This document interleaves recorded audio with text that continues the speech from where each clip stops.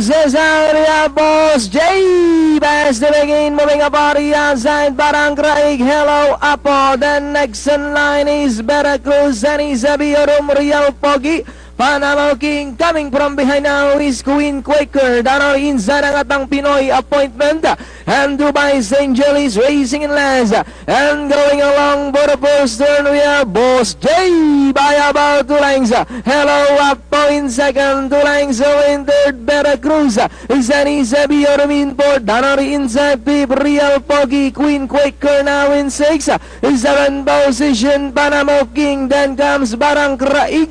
Ang atang Pinoy appointment and Dubai's Angel is still racing in last. And it's still Boss J by about 2 lengths. Hello Apo still in second. Veracruz moving up. Queen Quaker. Zani Xavierum down inside Real Pogi. Next in line Panama King.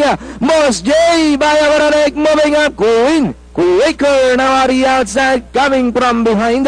Hello Apo in second. Zani Xavierum then followed over by Veracruz. As they come down to the last 150. Queen Quaker. Hello Apo is running by Drella. But it's still Queen Quaker by about 2 lengths. Hello Apo moving up on the outside third. Zani Xavierum. But it's still Queen Quaker followed by Zani Xavierum on the outside. Queen Quaker, Zani Xavierum, and finally, close finish, Queen Quaker, Zani Xavierum.